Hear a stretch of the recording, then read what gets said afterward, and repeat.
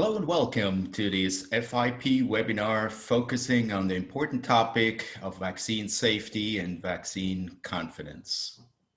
My name is Giovanni Poletti, and I have the pleasure today to moderate this session. A little bit about my background. I'm a trained pharmacist and currently chair of the Department of Pharmaceutical and Administrative Sciences in St. Louis, Missouri, and also serve as the FIP Scientific Secretary. Before we get started, I wanted to share a following announcements, and you can see that on the slide. For all the webinars, we're gonna record them so we have access for the audience later on. At the same time, also, we will live stream them via Facebook. The recordings of these sessions will be available from our FIP website at the address indicated there. What we want to have today is a lot of interaction after the presentation. So we invite you to submit questions in the question box that's at the bottom of your screen, and we will then later on pick them up and find some answers for your questions. In general, we would also invite you to submit your feedback to the webinar in particular to the website, and you can submit that at the indicated address there. Finally, I want to highlight that we provide these webinars for our members as a member benefit. So if you enjoy the presentation, we have a lot more, and hopefully you'll find them interesting by becoming a member. With that, I'm going to go to the next slide and want to emphasize that this presentation is made possible in partnership with GlaxoSmithKline. This is the second webinar in partnership with this organization, focusing on the topic of vaccines, and we will have another one in January. A brief overview of what's going to happen over the next 1.5 hours. I will give a short introduction to the topic, and then we're going to hear from two experts in the field regards to the vaccine safety, as well as how to build vaccine confidence and addressing the hesitancy in the community. After those presentations, we'll show two short video clips that give you some ideas of how these topics can be addressed with the public. And then we will spend a good half hour at least on questions and provide some answers to your questions before we wrap up the session for today. So over the next 40 minutes or so, we'll hear from experts how quality, efficacy, and safety of vaccines are built into the development and manufacturing process. And we'll also shed some light on the stringent clinical assessment of these products in order to comply with the strict regulatory requirements prior to market authorization. In addition, speakers will explain how to communicate these important aspects to the public in a very transparent and clear manner, so in order to build the confidence in vaccines and address the persistent problems of vaccine hesitancy as well as anti-vaccines movement. And certainly what we hope to do at the end is that we will be able to provide you with the tools that are necessary to serve your population with the important products and aspects of vaccination.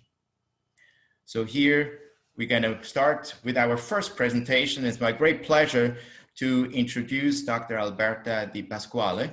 She's a medical doctor by training with specialization in internal medicine from the University of Chieti in Italy. And subsequently, she obtained a PhD in vaccine science from the University of Genoa, also in Italy.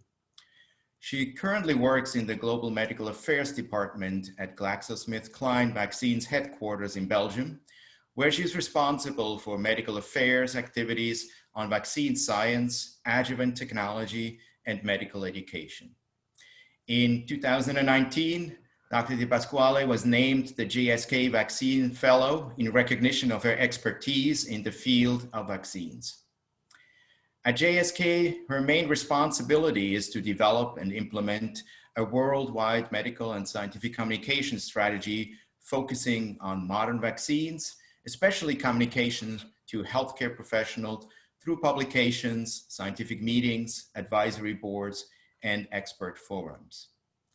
Since 2013, she leads a multidisciplinary team dedicated to gather scientific evidence and establish scientific discussions on general vaccination themes such as life course immunization, vaccine confidence, and simplification of modern vaccine science with new digital technology and channels, and how to make vaccine prevention an important component of healthy lifestyle and aging. She has authored and contributed to numerous publications, including a book entitled Understanding Modern Vaccines. Dr. Di Pasquale has been working in medical affairs at JSK for more than 20 years, providing registration and post-licensure support for various pediatric combination vaccines and adjuvant technologies. Before JSK, she spent 8 years in the epidemiology and clinical pharmacology department at the Mario Negri Institute for Pharmacological Research in Milan, Italy, which is a nonprofit research institute dedicated to clinical and biomedical research. And there she was involved in the design, coordination, analysis of epidemiological studies and clinical trials focusing on cardiovascular disease, dietary habits, and hematological disorders. Alberta, work well, and we look forward to a very interesting presentation. Thank you very much, Professor Pauletti. It's a pleasure being here. Hello and welcome to everybody.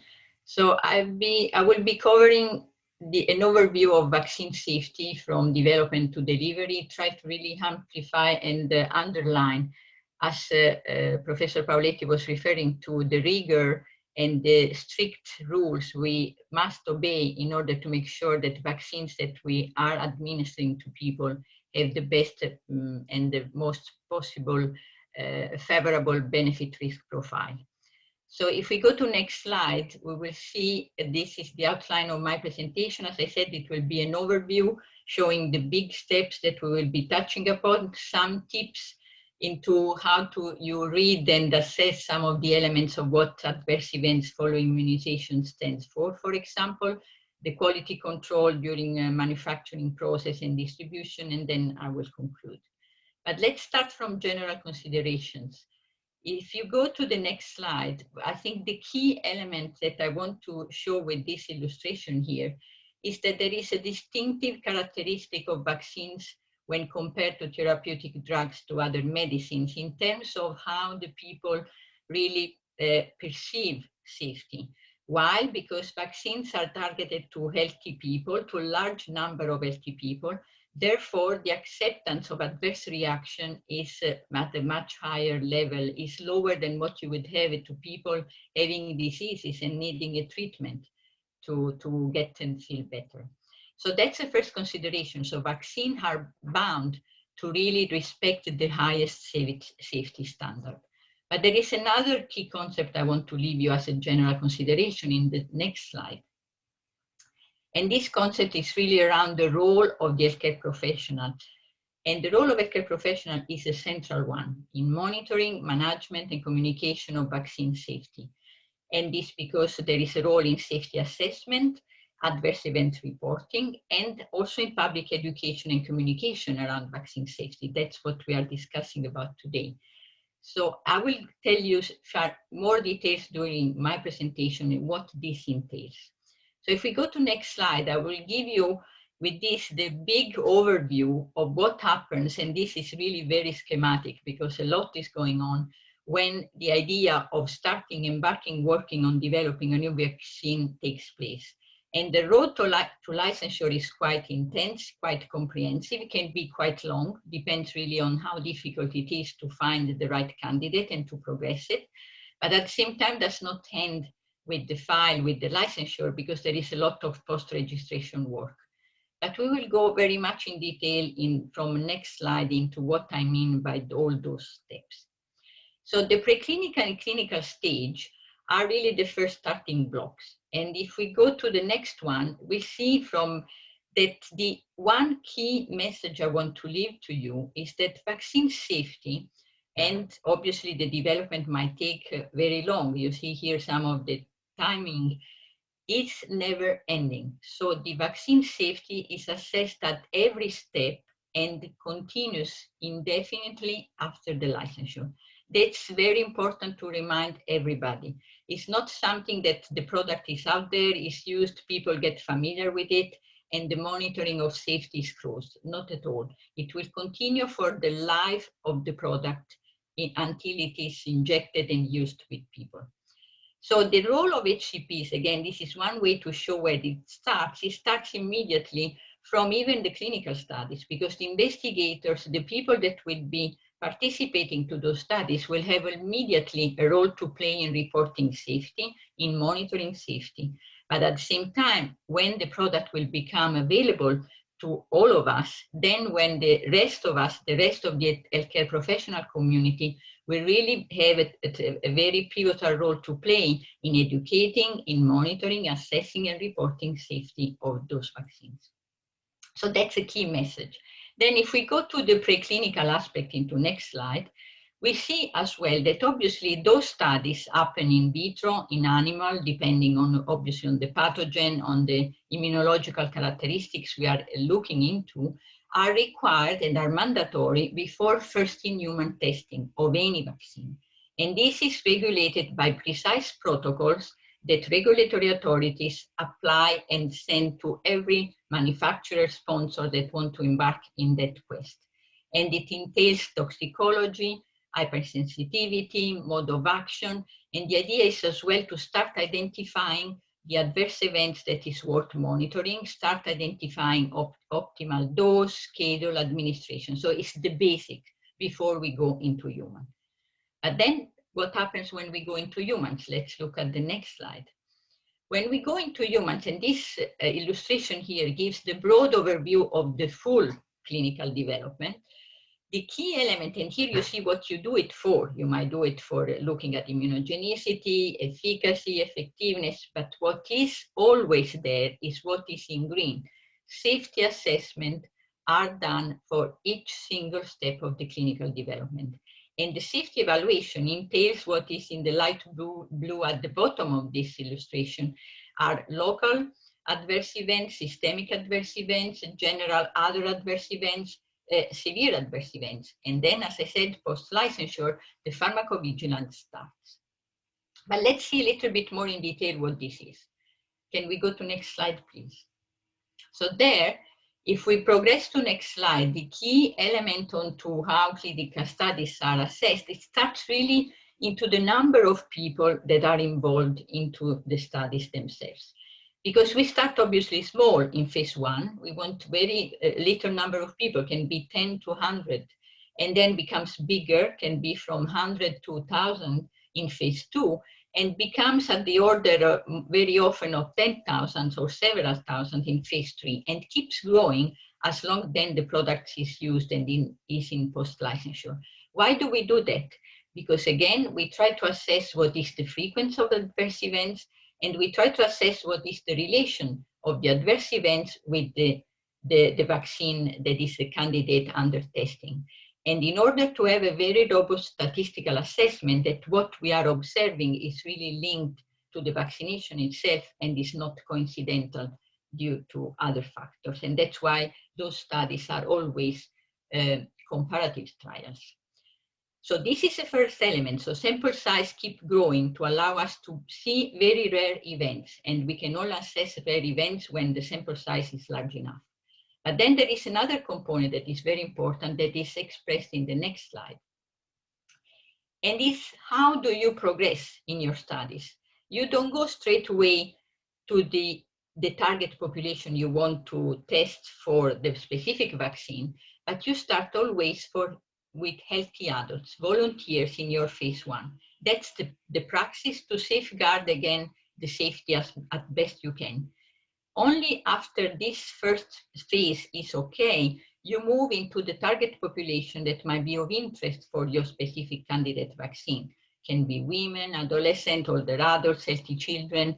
It's always a secondary step when the safety is already seen as acceptable. You keep going into even more special population, vulnerable population, as you see expressed here, only at the third step. The idea is every time you make sure you have safeguards and you can stop if something is coming that is giving a signal to assess whether you are putting the people at an unnecessary risk.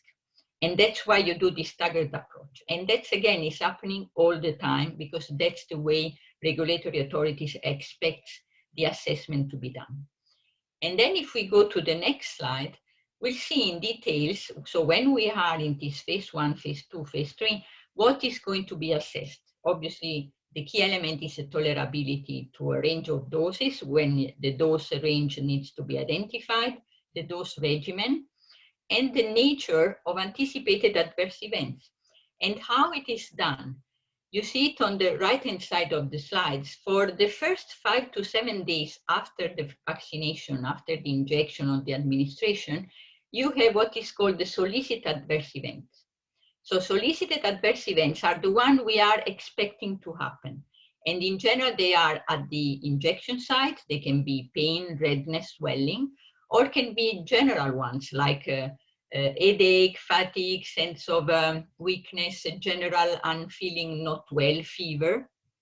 And for the month after the administration, unsolicited adverse events are also recorded. And again, the investigators monitor, check, assess with the vaccinees if everything is going well. But what happens as well is that for the entire study duration, so it can be 6 months, a year, or several years, severe events or special conditions like pregnancies are recorded and reported because that's the area where people will look very careful that there is no safety signal. Now, if we go to next slide, I think what is important as well to identify is that all these activities that I explained to you will allow to start packaging for authorities what is called the pre-registration safety database. So saying, what are the events occurring with the frequency of 1 over 100 to a frequency of 1 over 1,000, because that's more or less the type of dimension of studies we are in pre-licensure setting. And there is a minimum sample size request in general necessary for that is of at least 3,000 subjects. But this is the minimum. In vaccines, we are used to go much larger than that. We have usually database at the registration level that are several thousands of subjects, 50, 60,000 and so on. So it's quite a large database. So that, having said that, if we go to next slide, the important element to remember is, okay, but let's go a little bit on details of what are these adverse events following immunization. How are they classified? What do we need to report? What do we need to monitor? And you see there the classification. There are vaccine product-related reaction, really linked to what might be the properties, inherent ingredients of the product. There might be immunization error-related reactions, so caused by inappropriate vaccine handling, prescribing, administration, not following the timing between the doses or other stuff like that. You can have immunization anxiety-related reactions that might happen just because of the fear of needle or the environment where the people receiving vaccines are in that creates this anxiety reaction. But you might have the coincidental events. So the ones that are caused by something else that is not linked to what we just discussed before, and is really happening in coincidence with vaccination. A simple example I can make is a person receives a vaccination in a vaccination center in a study, and then in the same day or the next few days is involved in a car accident. Usually the car accident is reported as an adverse event following vaccination. Not because it might be directly linked to vaccination, but because this is a coincidental event that is monitored to assess whether it is really coincidental. The last one you see here is also linked to vaccine quality defect related reaction. And again, might be to the device, something doesn't work with the syringe or something else, whatever happened in that case, maybe the dose is not administered fully, all of this must be reported. So it's important to understand how thorough and detailed is the type of assessment that is done. If we go to the next slide, the other important information that is very practical and very useful for people reading the leaflet, so the patient, but also healthcare professional reading the summary of the product characteristics, because very often you will see the classification done through the authorities, that is, the adverse event might be classified as very common, common, uncommon, rare, very rare. And here you see the frequency in which this has been observed in the studies. And it's really this numeric categorization that gives you the idea what will be listed as very common. If something happens in more than 10% of cases, you will see it in the label as very common. So, and that's usually our minor reaction, part of the immune response, reaction that settle on their own. Examples, as I said, are fever, malaise. But you might have the rare ones that might be more severe, reaction that might require clinical management, like an example here is the severe allergic reaction in case of an anaphylaxis, and there is some reaction that might be very specific to specific vaccines, like for example, BCG vaccine osteitis.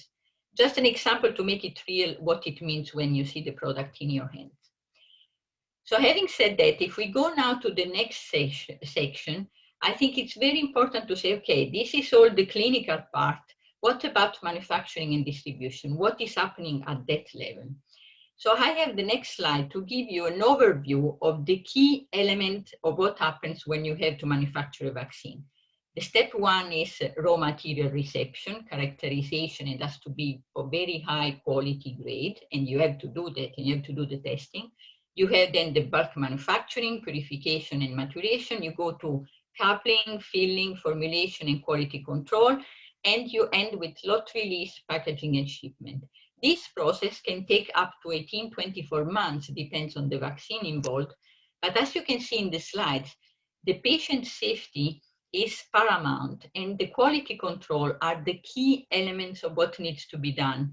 And so 70% of this time is really dedicated to quality testing and release, to quality assurance and quality control. There is assessment of maintenance of the cold chain, and even then during the distribution, the cold chain is very closely monitored to make sure that the product remains with the potency and the characteristic of the release out of the manufacturing site. So having said that, the next key element that is important to remember is the next slide, where I will really emphasize that once the company does all this assessment, release the vaccine lots that are ready to go out. But this release is not sufficient to have the vaccine readily available, because after the manufacturer release, the country, the government, the authorities of where the manufacturing site is, like for example, for GSK, our headquarters and a lot of manufacturing sites are in Belgium. So the Belgian authority, in that case, will review and can retest, will review all the paperwork and can retest samples to make sure and to confirm that what we said is fine to go for them as well. And it does not end there, because those quality control, when then the vaccines are shipped in different parts of the world, the local receiving authority have the same right, and usually do, the same control, that the vaccines again are compliant and in line with what were the specifications. So a new test, a new release will be done, and it's all at the local level. And it's only at that level that vaccine distribution can really happen, and the vaccine distribution can come in the fridges and can be used for people. So you see how comprehensive this is and how rigorous this is. And these regulatory authorities are auditing all of us to make sure that we do it based on the specification and the required protocols. So having said that, the last part that I will cover is in the next slide, looking really into what happens post-licensure. Post-licensure, we go into what is called in the next slide, the really pharmacovigilance process. And why do we do that? Because post-licensure monitoring is needed to evaluate even rarer adverse events following immunization. So the ones that have a frequency below 1/1000 that we could assess at the clinical stage. And that entails passive surveillance, some additional clinical trial experience, field experience that is absolutely essential. And we might have targeted studies. Authorities might impose additional studies. So the surveillance can be passive or active. For sure, the potential action is always to reevaluate the benefit risk profile in order to assess if we need risk mitigation or to assess if we need a label change. So having said that, let's make an example of what happens in real life during a passive assessment of the safety of vaccines. Let's go to next slide. In that slide, you could see really how it works. So you have the healthcare professional, the person receiving the vaccine, manufacturers, all of the above can report, can detect an event. So you can have a reaction, and you can see a patient with a reaction. And so you detect what is called an adverse event following immunization. So if you do that, the first thing you have to do is validate. So you have to have a first assessment, and you have to report this to authorities because the authorities will do the assessment. Is the adverse events caused by the vaccine, yes or no? If the answer is no, then nothing happens. If the answer is yes or I'm not sure, then there starts a series of initiatives and activities to interpret this, what is going on, and to see whether the further investigation changes the benefit-risk ratio. So if the change does not happen, we feel does not impact the benefit-risk profile, then again, no changes will happen into the label, into the information. While if there is something where we see, no, there is an impact in the benefit-risk ratio, then we go in the final action that is changing the warning, adding something in the precaution of use, adding contraindication of use. Why? Because like that, you are sure as a healthcare professional and the vaccinee has the same information that your product is used in the best possible way to safeguard the benefit profile. So having said that, I guess I give you a little bit of practical example. I go to my overarching conclusion of what this brings, and this is in the next slide.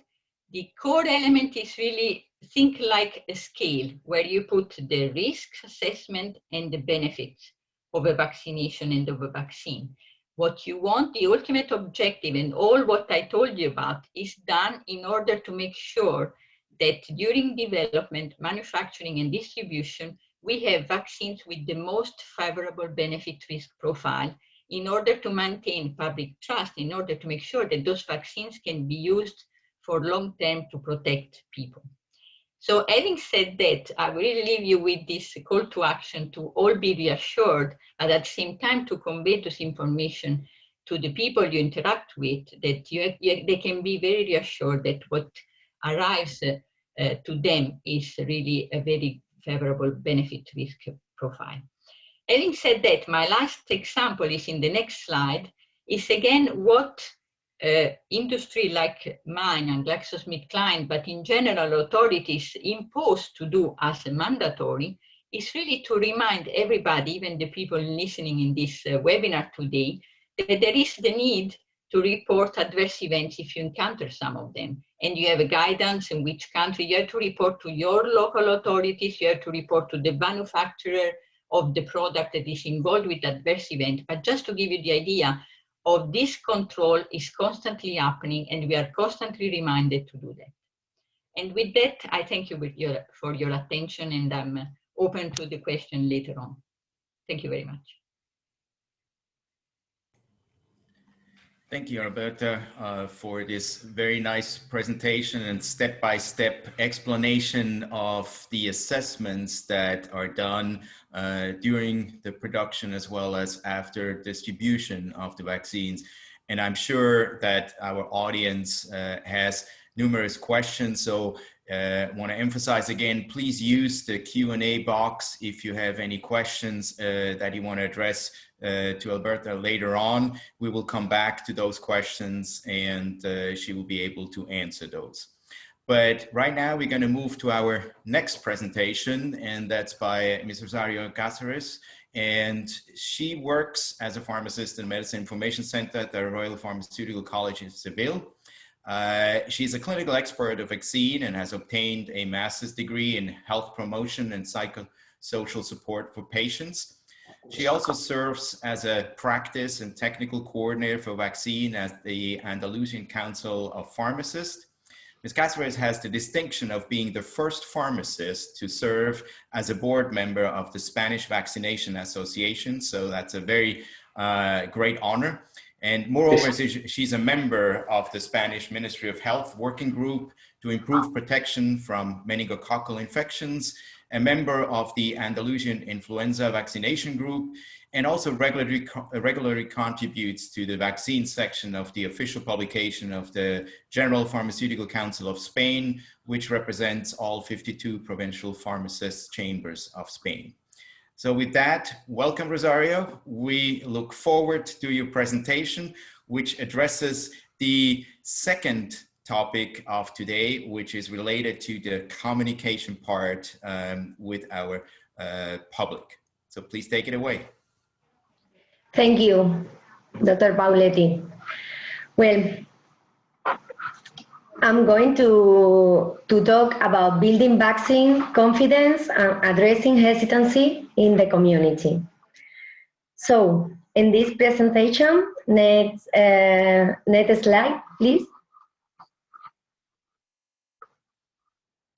We are going to talk about vaccines and a special field among drugs, about what vaccine hesitancy really means, about what can we do as pharmacists, and understanding, addressing hesitancy and building vaccines confidence. First of all, vaccines. Why are a special field among drugs? Let's see. Imagine a classroom of 25 children. In this classroom, we have a boy who is receiving chemotherapy, and due to this, he can't receive the measles vaccine. Measles vaccine is a live virus vaccine, and for this reason, this child can't receive this vaccine. But if the other 24 children are vaccinated, this boy can go to school. That's what we know as herd immunity. Vaccines are the only solidarity drug because through herd immunity, we not only protect ourselves, but we protect each other too. Next, please. Vaccines are capable of eradicating infectious diseases as smallpox. Next. Next, please. And we have a vaccine that prevents cancer. Is HPV, human papillomavirus vaccine. Next. Here we can analyze the first myth. Vaccines are not necessary because thanks to hygiene and medication, infectious diseases have decreased. Well, an image sometimes is stronger than a long explanation. Here we can see in the blue line the number of cases of polio before the introduction in Spain of the polio vaccine in 1963. You can see how cases drop dramatically. In the next slide, we can see another example with the rotavirus vaccine introduction in the UK. You can see the yellow, blue, and pink lines with the rotavirus cases before the introduction of the vaccine, and the other line where we can see cases felt almost nothing. Next, please. So, and Alberta told us that vaccines are safe and of course they are cost effective. So why do we have anti-vaccines group? Why don't we have anti-insulins group? In the next, that's one of the most important reasons. Vaccines are victims of their own success. Thanks to vaccines, we don't see images like this anymore. That here we can see mechanic lungs in a hospital with people who are suffering from polio. And this is the reason of what now we are demanding the coronavirus vaccine. We are realizing that people is dying. In the next, let's think.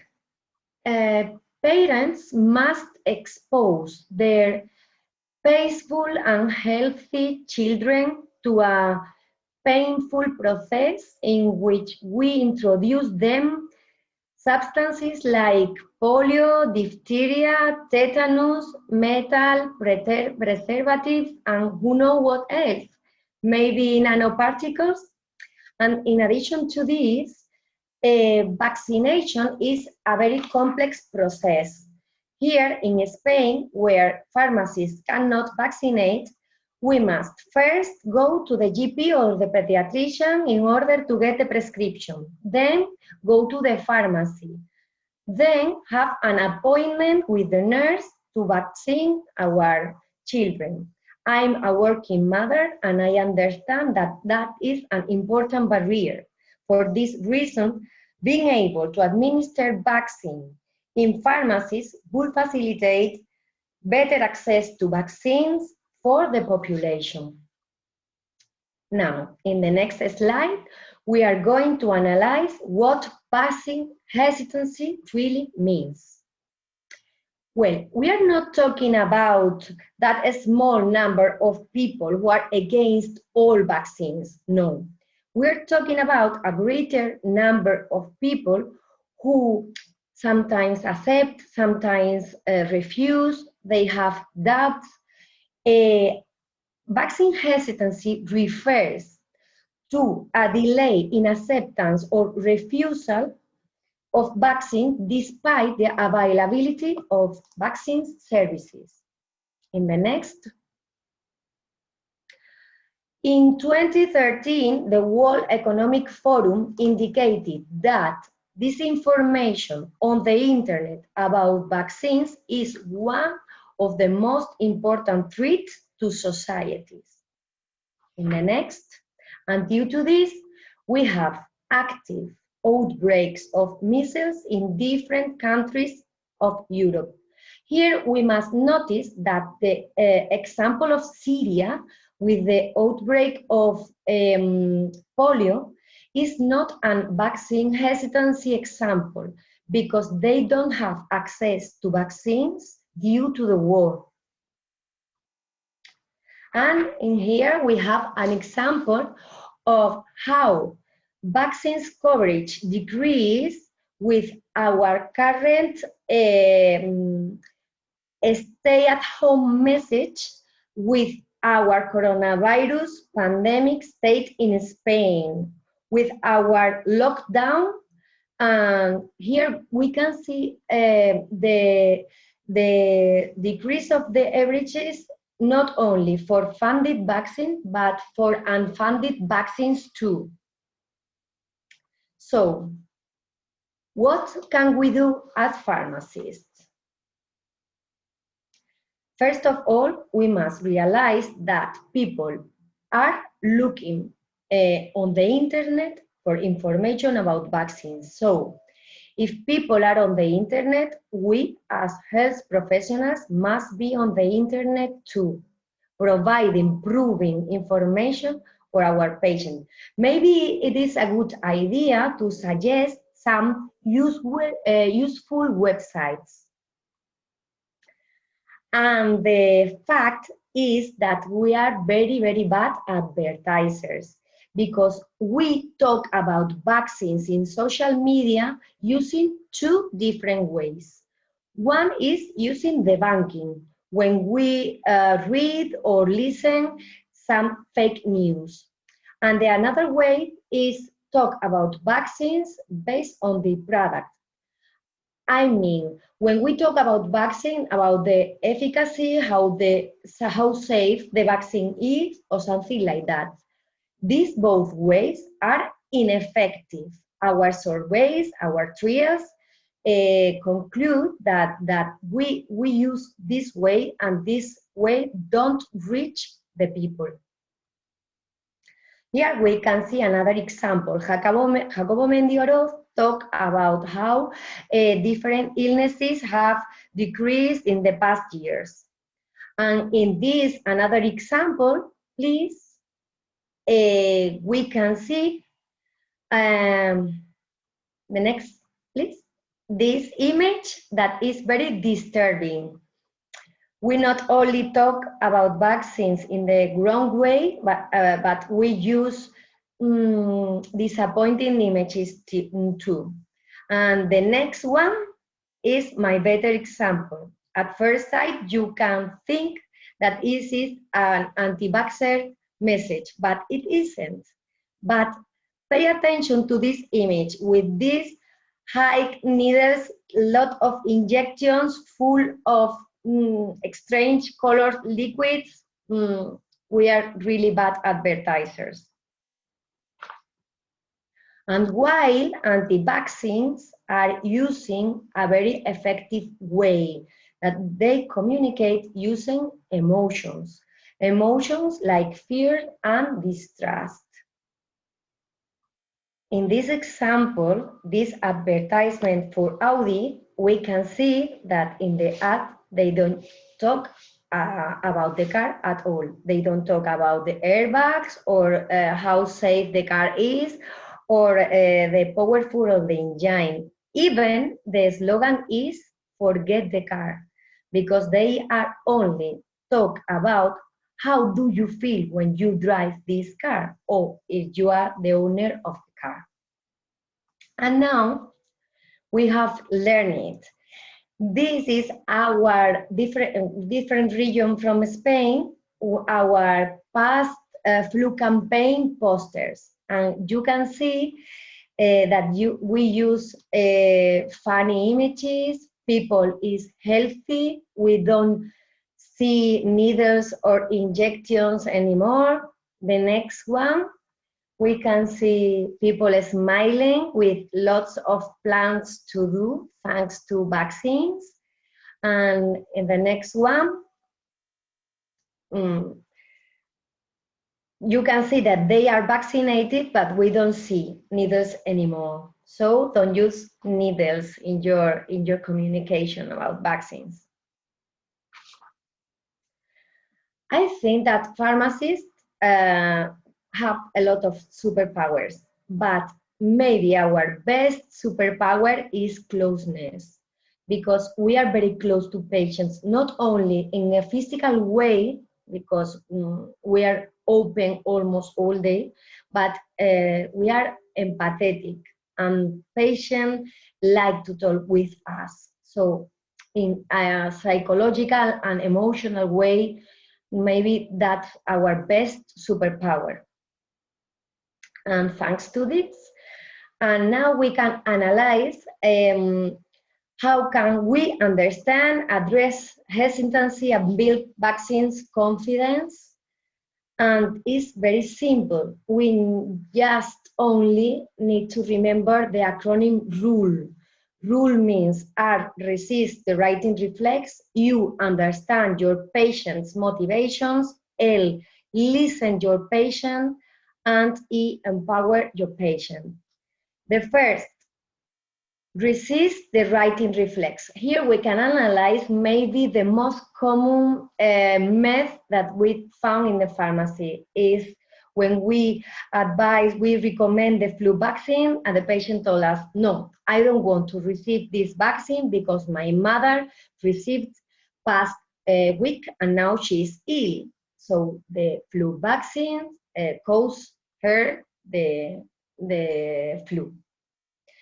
Our first impulse is to answer very fast. No, that's impossible. Flu vaccine is an inactivated vaccine, so scientifically it's impossible. Maybe the best choice is to wait, listen, and the first answer must be, and how's your mother now? Because the other answer maybe build a wall among the patient and us. So resist the writing reflex.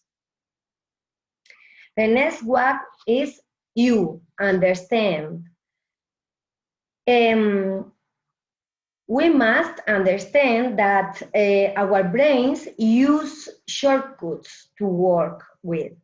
And one of these shortcuts is the confirmation bias. Confirmation bias is that we must choose among a lot of ideas. We tend to choose those who are more similar of what we think. And of course, parents love their children. Of course, they're not stupid. They must make a terrifying decision.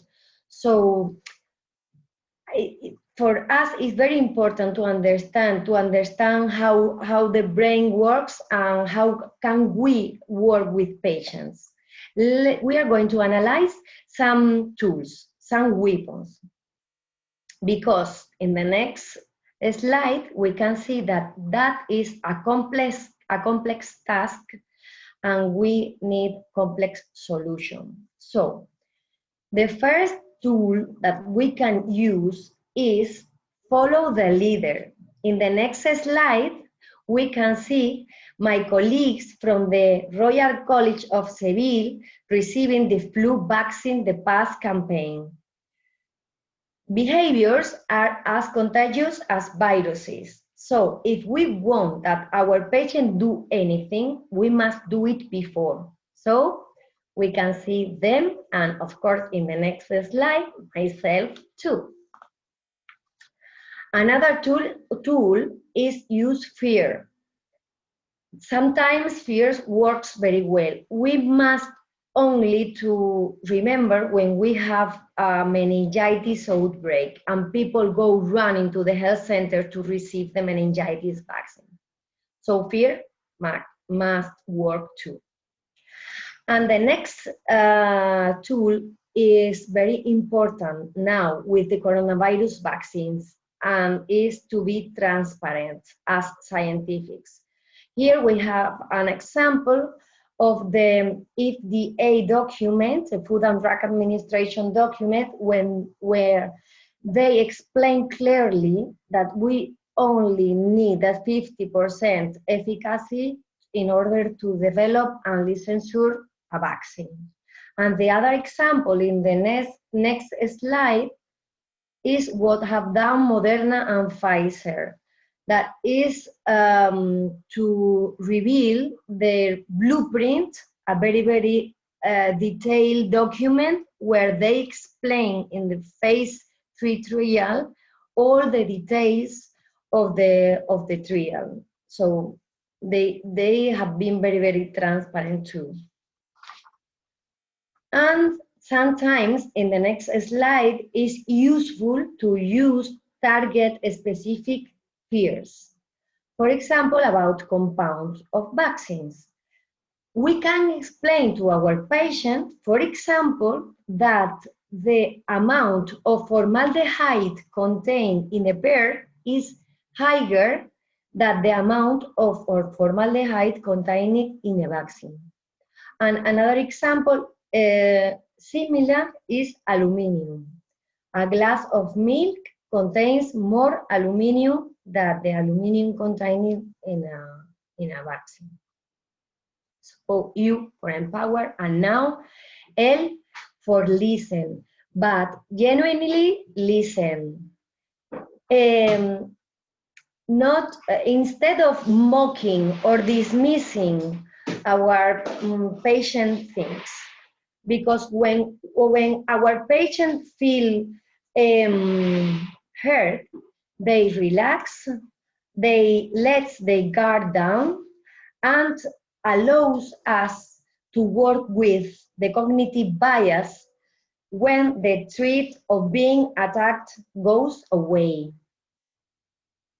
And the last is E for empower.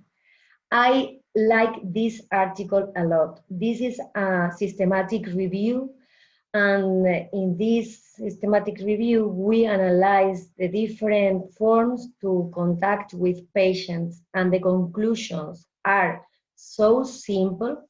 The solution for reach the people is so simple like this.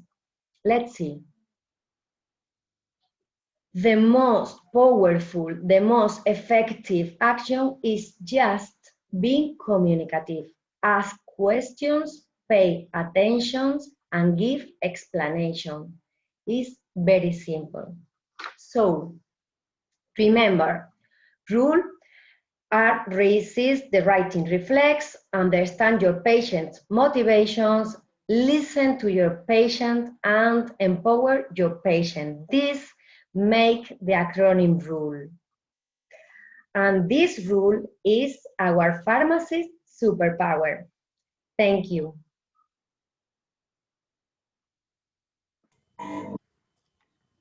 Thank you, Rosario, for walking us through some of the real important information to understand why people are hesitant to vaccination, but at the same time also providing us with some tools that we can use to overcome that. And I'm sure there will be a lot more questions that we can discuss later on.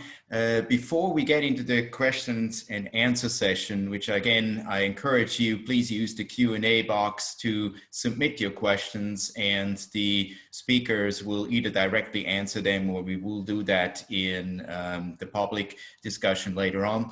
We're going to move into two quick video clips that were produced by JSK to address visually the different aspects related to vaccines and vaccination. And there are two clips which will be shown in sequence. The first one is called Vaccination as Part of a Healthy Lifestyle. And it's about the importance of vaccines for healthy lifestyle and associated benefits for individuals. Then the second one is more on the topic that we just heard, how to address vaccine concerns, and deals with tools also how to combat some of the hesitancy and really communicate to our patients how these products can actually improve the safety and actually help us with our lives. So if I can ask please to run those video clips, and after that we will get into the Q&A session.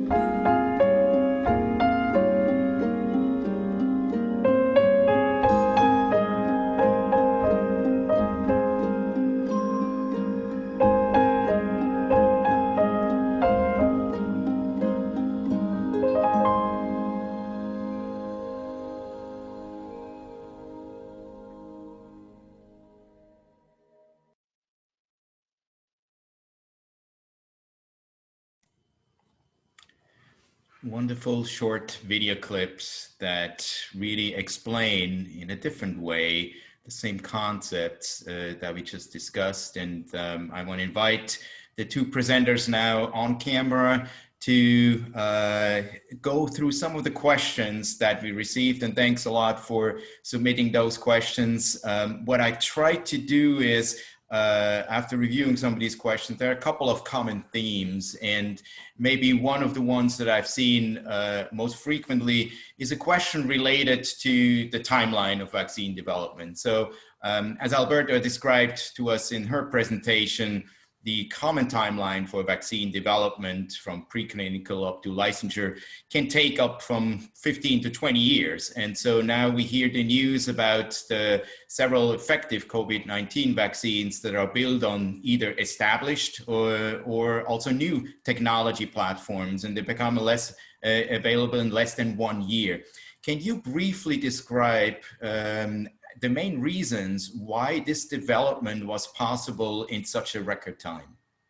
Yeah, and I mean, it's a very typical, mostly frequently asked questions, and rightly so, as you were mentioning.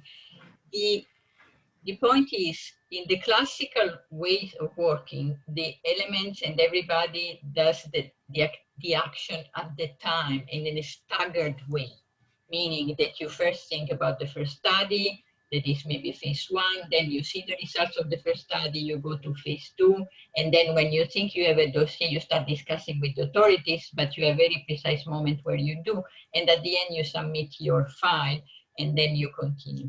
So that's somehow the classical that brings you, depending on the complexity of the vaccine you are building and the pathogen and the immune response you want, it might take, as we're saying, several years.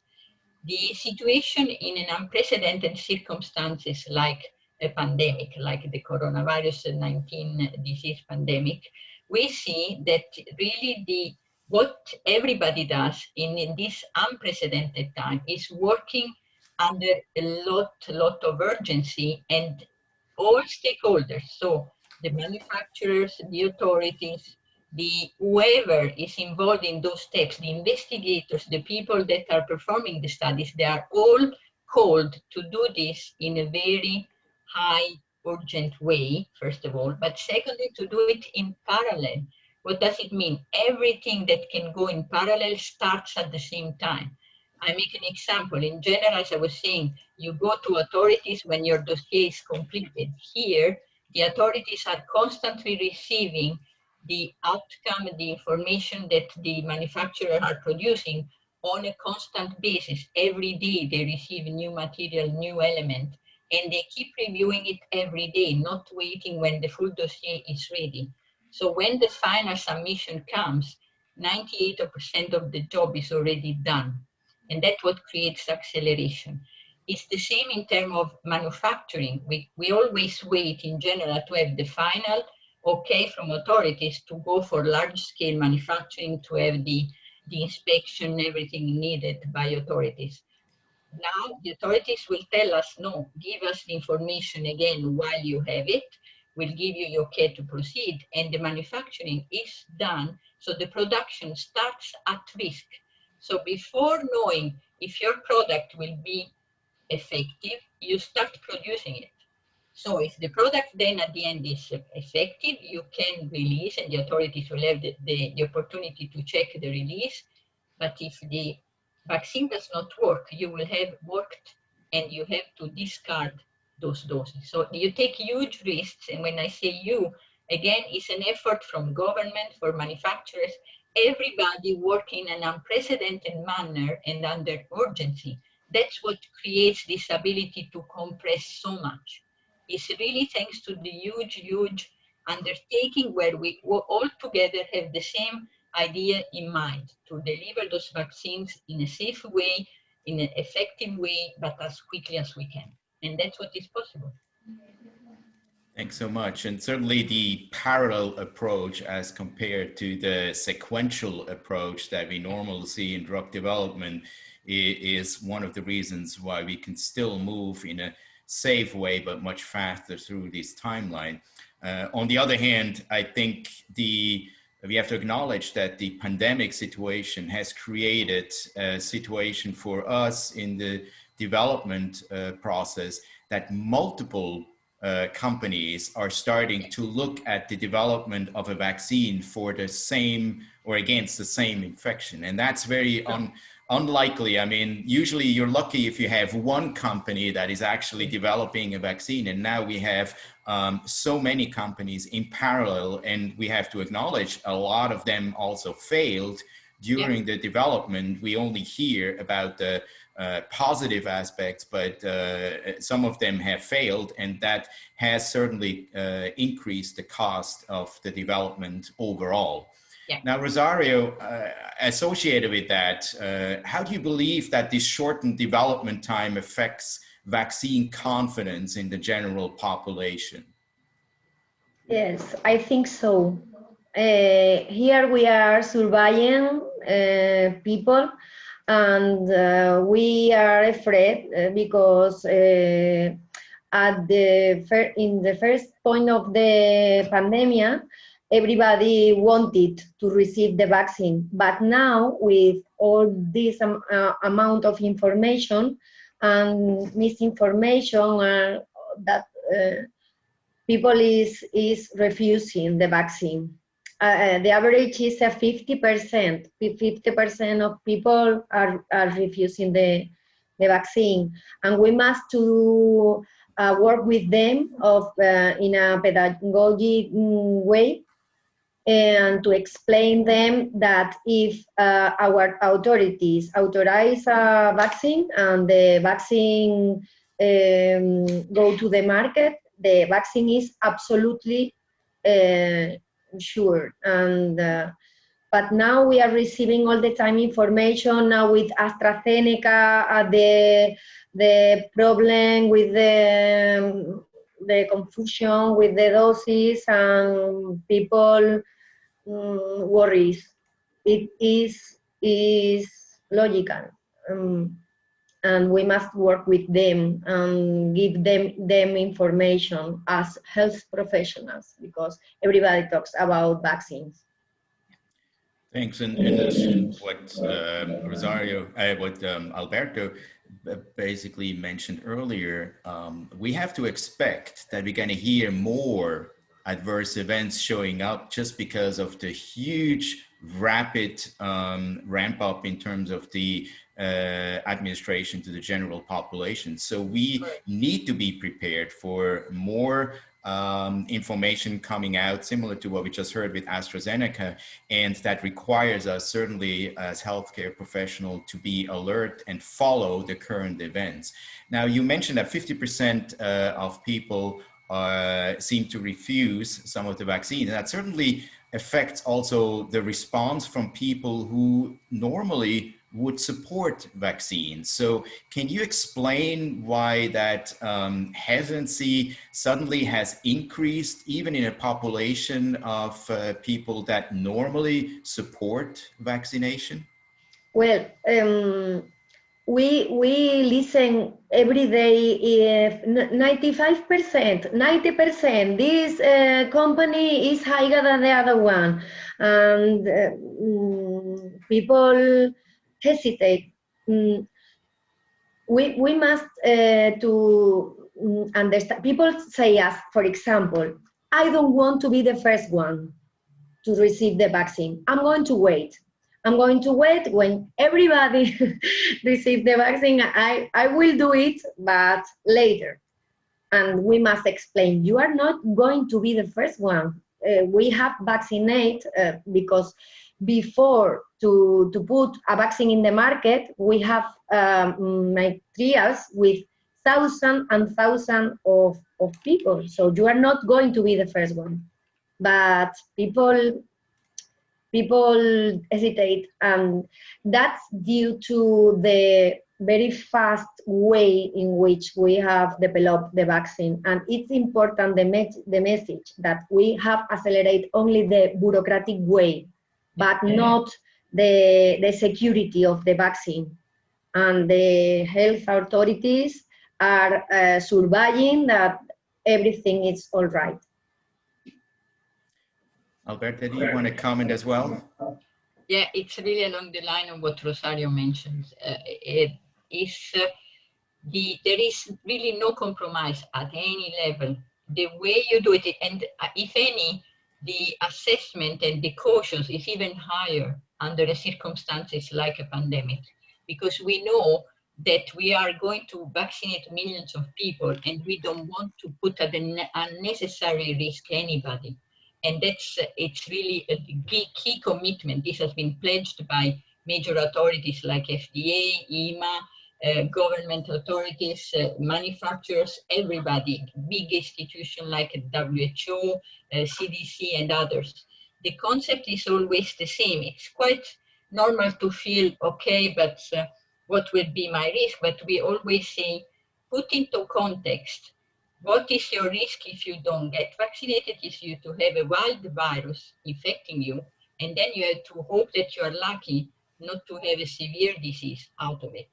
While the vaccine is always prepared in a way that doesn't give you the disease itself. So it's already better, and whatever the adverse event you might be seeing, again, is considered into the equation of what will be the comparison of having the real disease. I think we have to remind people that this comparison is always favorable. That's why authorities recommend to be vaccinated. And that's what Rosario mentioned as the fear factor in her presentation that I think certainly works with COVID quite well. But maybe, Alberto, you can also comment on another question that was asked with regards to the information exchange between the authorities with regards to the approval process in different regulatory regions. Yeah, so there is a routine information exchange. So the authorities, they speak with each other. That's quite normal, and I would say it's becoming more and more the norm, the more globalized we are. But then you have what I call the terms of how important is a report, a signal, a safety assessment for the severe cases, because the more severe they are, the quicker this exchange it becomes, because it's a matter of, again, of well-being of people. And so this exchange might be even done under urgency. The other element that also happens is authorities, by speaking with each other, they agree on the parameters on how to harmonize and frame what you assess and how do you assess it. For example, when you have to define the severity of disease, authorities agreed together what were the criteria to say this is grade 1 severity, grade 2, grade 3, as from mild severity to severe cases. Because when you agree, you harmonize and you are sure that the data you see are comparable. So the work is ongoing, and it's really constantly happening on a routine basis and on urgent basis, depending on how serious is what is reported. And as a follow-up question, which was asked also in the Q&A section, is it necessary for the healthcare professional to categorize the adverse event, or as you just explained, because of the harmonized parameters, is that done at the other end? So are we expected to report whatever we see, and the categorization is done later? Yes, you are expected to report whatever you see. The authorities will do the categorization, so it's not at your level. And that helps certainly our healthcare profession in general with the simple requirement to report, but not to make a scientific assessment to which category it falls, because that requires some training and that needs to be done consistently. So certainly that is a benefit of the system. Yeah, and for sure, the more information you provide to what you are aware, like for example, there was a question, I've given 2 vaccines, I had 1 adverse event and so on. You have to provide all the information you have in your hands. So saying which vaccines you administered, when it was done, the age of the person. So all the information that might help the authorities do their work. But on the other end, if they think they need something else, they will come back to you and ask additional questions. But the idea is be thorough in what you provide as a description of what has happened. And then just to follow up a little bit on this topic, because it's an important topic for our audience, some of the events that are associated with those patients receiving vaccines may not necessarily be associated with the vaccine themselves. And you delineated the different categories of adverse events. And so it is really important that everything gets reported, and then the authorities and the manufacturers will make sure it is categorized into the appropriate section. And so following up on that, when you look at the different manufacturing technologies that are currently used to prepare vaccines, particularly for COVID, so we know they're life attenuated up to mRNA based, so they're complete different technologies to the fabrication of those.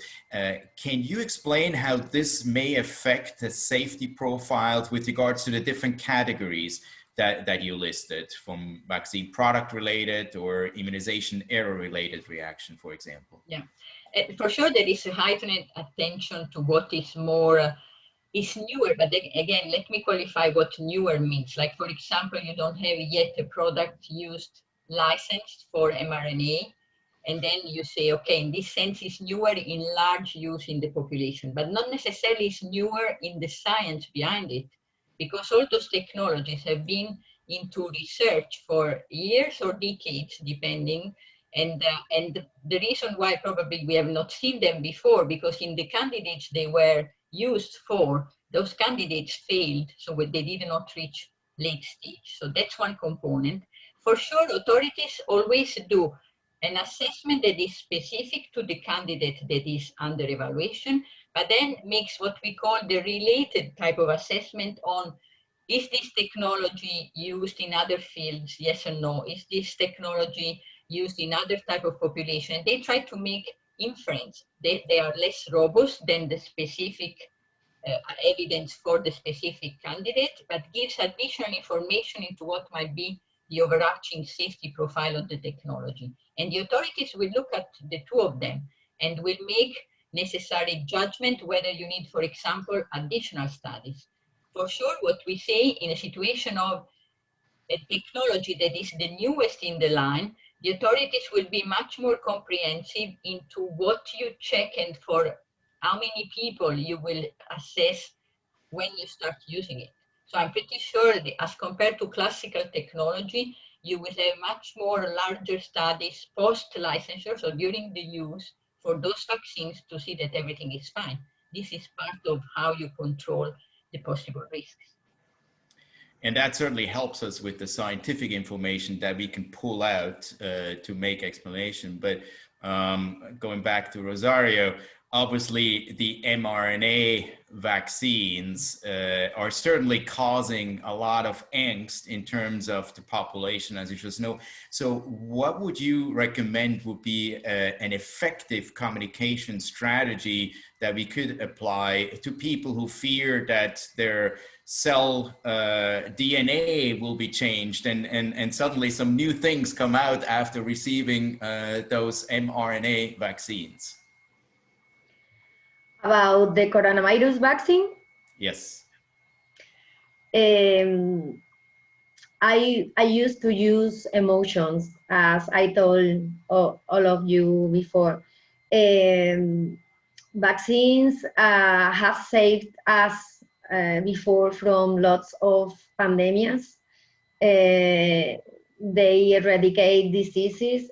When we introduce in our schedule a new vaccine, it's a new vaccine. It's a new vaccine, and we use them. We must start to work with these vaccines in order to start of living as we lived before, to go on with our lives. So all of the vaccines are unactivated vaccines. And when we approve them or when we market them, we had the technique date of the indications, contraindications, adverse reactions. We can notice, we can explain, we can I don't know, maybe use listen to your patient, listen what are they afraid of, and then answer from the science and from the dates, from the information, and using emotions. And we are very powerful in this way of communicating with patients as pharmacists. They trusting us, maybe more than in another health professionals. In my experience, at least, the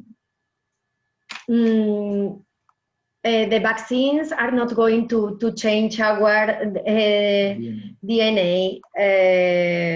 For example, the new platforms or RNA. If we remember when we study on the university, RNA go inside the cell, but not in the nucleus. They work in the ribosome. So it's impossible scientifically that this kind of vaccines change any DNA. And for this reason, we expect that maybe the effectiveness of the vaccines are maybe shorter. So this kind of vaccines, we can use them in order to put in front of the pandemic, but not maybe if we will live with this illness for the next years. Maybe we must work with another kind of vaccines to have immunity from more years, because these new vaccines have the disadvantage that maybe they can protect us only for a short period of time. Alberto, do you want to comment on that? Yeah, it's correct. The point is always the authorities obviously will be the first one asking, and that's what is requested to the researcher, the investigator, and to the manufacturers to produce evidence that there is no risk. So no risk of having, again, the RNA, as Rosario was saying, obviously it's an RNA, will never go into the nucleus of the cell, but you have to make proof. So there are very specific studies, criteria, characterization, testing that you have to produce and to show to the authorities to demonstrate that this is okay and this no risk. And so rest reassured that if the authority feel, and the authority follow guidance of experts in the field, they don't work in isolation. So if they say it's fine in this way, it means that it's really fine, because I can tell you, there is a zero tolerance for risk when you inject healthy people. Another point, Alberta, tell me if I'm right, is that most of adverse events happen before the 40 days after receiving the vaccine. So if we have thousands and thousands of people vaccinated in the trials, and we don't have report any adverse event, we can be sure that the vaccine are safe when we authorize them. That's what you do by you having such large trials. So because you can access your ability to see what are the risks and what is the safety profile by long follow-up or very short follow-up with a huge amount of people. By doing that, you try to really compensate the time that you don't have. And I agree with you, the majority of adverse events are really very much close, and that's why authorities for those candidate vaccines have requested at least 2 months of follow-up, full follow-up after the dose is given, because they consider that this is the minimum essential to rule out key adverse events. Then obviously what we are not able to say is whether in 6 months' time we will see something, but this might be much rarer. And so we will assess later with the active surveillance whether this is an issue, yes or no, and if we have to add some precautions, some contraindication. That's what we cannot know now. but what we know now is good enough to start. That's exactly where we want to go. And if I may follow up on that, again, comparing that to a asymptomatic COVID infection that we don't know what long-term consequences with regards to cardiovascular, pulmonary, and any other kind of functions are, I think there is no product that has zero risk. It's about managing the risk to a degree possible. And I would even argue in this particular situation with COVID, we might be in such a situation that we can choose between vaccines. So based on availability, we may be able to offer patients a choice between the mRNA and the non-mRNA vaccines. And that's, again, a very rare occasion that we have choices between the different vaccines that we can offer. So there is an opportunity for us as pharmacists to really utilize our scientific knowledge to acknowledge the concern, but also adequately address them. And we still have choices if the patient has serious concern about one particular product. And I think that's something that we need to be aware of when we move over the next few months into this massive logistic aspect of rolling out vaccination against COVID-19. Another area that is probably a lot longer known and has raised concerns for many, many years is the aspect of adjuvants. So vaccine adjuvants, I mean, Rosario, you mentioned very nicely that the aluminum content in milk is higher than what we would get with the vaccination from aluminum adjuvants. But in general, what are the common strategies that we can use to convince these overrule some of the concerns that some of the patients have? Sometimes it's very irrational because we receive in our pharmacies people full of tattoos talking about metals, and I I think that, well, I explain that the tattoos have a bigger amount of metals or what you can, or for example, smoker patients. I can or people who eat very bad with very less healthy food. I explain with this kind of examples where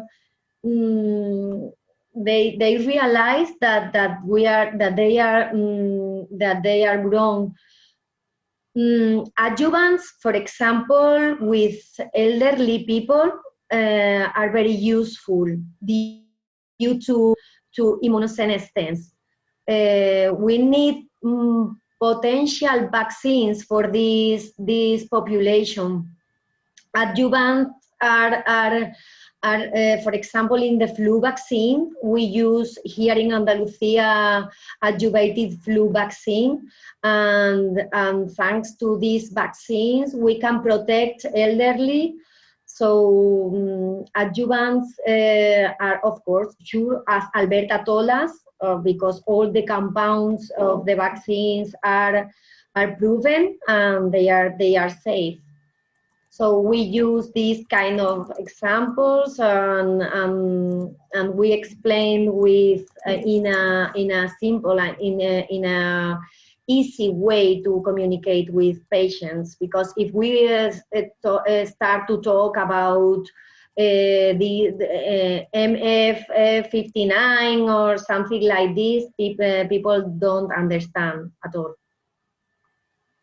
And so that implies that basically we need to use different communication strategies for a specific population in order to address the appropriate concerns. And again, that's built on scientific evidence that we can collect and also interpret based on our training. Alberto, anything to add to this particular topic? Because I know adjuvant development is a big topic in industry as well. Yeah. And again, the adjuvant, if we think in the way the the researchers ended up in using them was really what we say, learning from nature and then improving from nature.